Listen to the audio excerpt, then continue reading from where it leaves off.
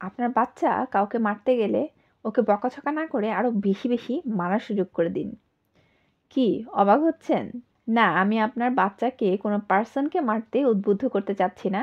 বরং আপনাকে উৎসাহিত করতে চাচ্ছি যে ও কেন মারতে চাচ্ছে তা জানতে। কিভাবে ওকে সঠিকভাবে এই সময়ের মধ্যে দিয়ে নিয়ে যেতে হবে তা জানাতে। বাচ্চা একদম কথা শোনে না, সারাদিন ছোটাছুটি করে, বারান্দা দিয়ে জানালার গ্রিল বেয়ে উপরে উঠে যায়, সবকিছু ছুঁড়ে মারে, লাথি মেরে বসে, মানা করলে শুনছেই না। এগুলো নিয়ে একদম চিন্তা করবেন না। আপনার বাবু কোনো রকম দুষ্টুমি করছে না, ও বড় হচ্ছে। আর এই ব্যাপারগুলো বড় হওয়ার নর্মাল ডেভেলপমেন্টের একটা পার্ট। কিভাবে এই ব্যাপারগুলো সামলাবেন চলুন জেনে নেই। Assalamu alaikum. It's me Rimu, a former teacher and a mother of one child.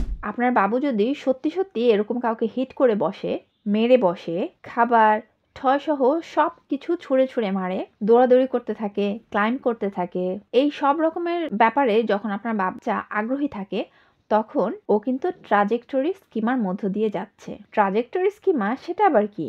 Schema হলো একটা বাচ্চার শেখার একটা ওয়ে, যেটা বাচ্চা কন্টিনিউয়াসলি করতে করতে শেখে। টিচার হওয়ার দরুন স্কিমা টার্মটা আমার জানা, আর তাই আমার বাচ্চাকে বুঝতে আমার কিন্তু অনেক হেল্প হয়েছে। আর তাই আপনাকেও মা হিসেবে জানাতে চাই, বুঝতে সাহায্য করতে চাই কেন আপনার বাবু একটা বিশেষ সময়ে বিশেষ ধরনের কাজগুলো করে, আর তখন আপনার কি করা উচিত। স্কিমা কি এবং কি কি ধরনের হতে পারে তার ব্যাপারে বিস্তারিত কিন্তু আমি স্কিমা প্লেলিস্টে বিভিন্ন ভিডিওর মাধ্যমে জানিয়েছি। স্কিমা সম্পর্কে আরো বিস্তারিত জানতে স্কিমা লিস্টের প্রথম ভিডিওটি দেখে আসবেন, লিংক ডেসক্রিপশন বক্সেও থাকবে আর আই বাটনেও দিয়ে দিচ্ছি, চাইলে দেখে নিতে পারেন। চলুন আমরা জানি ট্রাজেক্টরি স্কিমা কি। ট্রাজেক্টরি স্কিমা হলো শিশুর শেখার একটি ধাপ, যেখানে তারা জিনিসপত্র বা নিজেরা বা অন্য যে কোনো কিছু কিভাবে এক জায়গা থেকে আরেক জায়গায় যায় বা কিভাবে নড়াচড়া করে তা জানতে চায়। এই ধরনের খেলায় তারা গতি, পথ আর বিভিন্ন রকম নড়াচড়া বুঝতে শেখে। এটা আসলে বাচ্চাদের আমাদের ওয়ার্ল্ড সম্পর্কে একটা ধারণা হওয়ার উপায়। তো ট্রাজেক্টরি স্কিমা হচ্ছে যে কোনো জিনিসের বিভিন্ন দিকে মুভমেন্ট, সেটা হরাইজন্টাল হোক, ভার্টিক্যাল হোক, ডায়াগনাল হোক, এ ধরনের সব ধরনের মুভমেন্টই হচ্ছে ট্রাজেক্টরি। যখন কোনো শিশু ট্রাজেক্টরি স্কিমার মধ্য দিয়ে যায়, তখন তারা বিভিন্ন ধরনের কাজ করতে খুব আগ্রহী হয়, যেমন খেলনা বা যে কোনো কিছু ছুঁড়ে মারা বা উপর থেকে ড্রপ করে ফেলা, সেটা দেখার জন্য যে সেটা কিভাবে পড়ছে। এই স্কিমার মধ্য দিয়ে যখন বাচ্চারা যায়, তখন দেখা যায় বাচ্চারা কোনো কিছু সবসময় উপর থেকে ড্রপ করছে, কেউ একজন উঠিয়ে দিচ্ছে, আবার সে ড্রপ করছে, আবার উঠিয়ে দিচ্ছে, আবার ড্রপ করছে। এটা কিন্তু তার কন্টিনিউয়াসলি শেখার একটা মাধ্যম। ওরা কিন্তু এটা ড্রপ করে করে অনেক মজা পায় এবং দেখে, অবজার্ভ করে যে উপর থেকে কিভাবে নিচে পড়ছে। বা ওরা কিন্তু বল গড়িয়ে দিতে পারে মেঝেতে বা একটু নিচু কোনো জায়গা পেলে, বা এ সময় ওরা সিঁড়ি দিয়ে ওঠানামা করতে আগ্রহী থাকে অনেক, অথবা কোনো জায়গা থেকে জাম্প করতে খুব আগ্রহী থাকে। দেন ওরা এ সময় দৌড়াদৌড়ি করতে খুব আগ্রহী থাকে, সোজা রাস্তায় হোক বা একটু বাঁকাতারা করে হোক। দেন পানি বা বালি ঢেলে ঢেলে ওরা দেখে যে উপর থেকে ওগুলো কিভাবে নিচে পড়ছে। এই ধরনের মুভমেন্ট নিয়ে বাচ্চারা কিন্তু তখন খেলতে পছন্দ করে। আর শুধু যে জিনিসপত্র মুভমেন্ট টা না, ওরা নিজেরাও কিন্তু অনেক মুভ করতে তখন পছন্দ করে। এই যে যেমন দৌড়াদৌড়ি, লাফালাফি, লাথি দেয়া, গ্রিল বেয়ে উপরে উঠে যাওয়া ইত্যাদি যে কোনো মুভমেন্ট যেটাই একটা লাইন তৈরি করে, সেটাই হচ্ছে ট্রাজেক্টরি। আর এই স্কিমাটার মধ্যে থেকেই কিন্তু বাচ্চাদের কাউকে মেরে বসাটা শুরু হয়। যখন ওরা এই ধরনের এত দৌড়াদৌড়ি, লাফালাফি, লাথি দেয়া, মেরে বসা কাজগুলো করে, তখন আমরা কিভাবে ওদেরকে সাপোর্ট করতে পারি, কিভাবে ওদেরকে বোঝাতে পারি, চলুন সেটা নিয়ে আলোচনা করা যাক।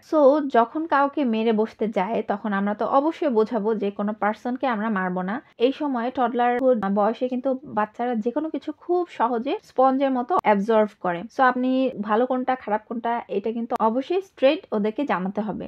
আমরা যেটা করতে পারি, ওদেরকে অবশ্যই বলতে পারি যে কোনো পার্সনকে হিট করা যাবে না, এটা একেবারেই ওরা অ্যালাউড না কোনো পার্সনকে হিট করা। কিন্তু ওদেরকে আমরা হিট করার জন্য অবশ্যই সুযোগ করে দিতে পারি এই সময়ে। যেমন আমরা ইচ্ছা করলে একটা পাঞ্চিং ব্যাগের ব্যবস্থা করতে পারি ওদের জন্য, যদি বাসায় নাও করতে পারি, ওদের প্লেগ্রাউন্ডে নিয়ে যেতে পারি পাঞ্চিং ব্যাগ, খুব আচ্ছা মতো করে মারতে পারে। ওটা আমাদেরকে বুঝিয়ে বলতে হবে যে তুমি যদি মারতেই চাও পাঞ্চিং ব্যাগে মারো, যত ইচ্ছা হিট করো, কিন্তু কোনো পার্সনের গায়ে তুমি মারতে পারবে না, দিস ইজ নট অ্যালাউড। একেবারে ব্ল্যাক অ্যান্ড হোয়াইট আমাদেরকে ওদেরকে বুঝিয়ে দিতে হবে কোনটা অ্যালাউড কোনটা অ্যালাউড না, এবং অবশ্যই তাদেরকে অপশন দিতে হবে যে তুমি এটা করতে চাচ্ছ, এভাবে না করে অন্যভাবে করো।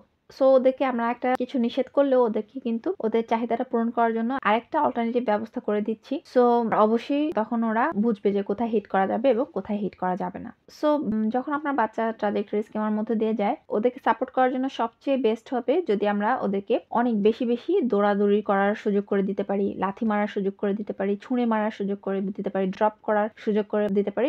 সবকিছুই ওদেরকে সুযোগ করে দিতে হবে, কিন্তু অবশ্যই আমাদের টার্মস এর মধ্যে রেখে, যেগুলো করা যাবে সেগুলোর মধ্যে রেখে। সো আমরা যতটা পারবো এই সময় ওদেরকে বাইরে নিয়ে যাব, পার্কে নিয়ে যাব, যেন ওরা খোলা মাঠে দৌড়াদৌড়ি করতে পারে। বল নিয়ে যেতে পারি, ওটাতে কিক করতে পারে, ক্যাচ ধরতে পারে, ছুঁড়ে মারতে পারে। দেন ফ্রিসবি নিয়ে যেতে পারি, ওটা ওরা ছুঁড়ে মারতে পারে। দেন ওদেরকে প্লেগ্রাউন্ডে নিয়ে যেতে পারি অনেক, ওখানেও ওরা এরকম ক্লাইম্ব করা বলেন, দৌড়াদৌড়ি করা বলেন, স্লাইড করা বলেন, ড্রপ করা বলেন, যে কোনো কিছুই কিন্তু ওরা প্লেগ্রাউন্ডে বা পার্কে গেলে ওদের ইচ্ছে মতো করতে পারবে। সো এই সময়টাতে আমরা ট্রাই করবো ওদেরকে একটু বেশি বাইরে নিয়ে যাওয়ার। আর এছাড়া ইনডোরে আমরা আরো কিছু খেলা দিতে পারি ওদেরকে, যেটা হচ্ছে বল ট্র্যাকার যে একটা খেলনা আছে, ওটা ওরা উপর থেকে নিচে কিভাবে যাচ্ছে সেটা দেখতে পারে। দেন আমরা বল থ্রো করে একটা খেলা আছে যেটা ভেলক্রো দিয়ে আটকায় বলটা, এটাও দিতে পারি। অথবা ডার্ট যেটা ছুঁড়ে মারে, ম্যাগনেটিক ডার্ট আছে, সেটাও দিতে পারি বাচ্চাদেরকে খেলার জন্য। এই সময় এগুলো ছুঁড়ে মারার ক্ষেত্রে ওদেরকে সাপোর্ট করবে।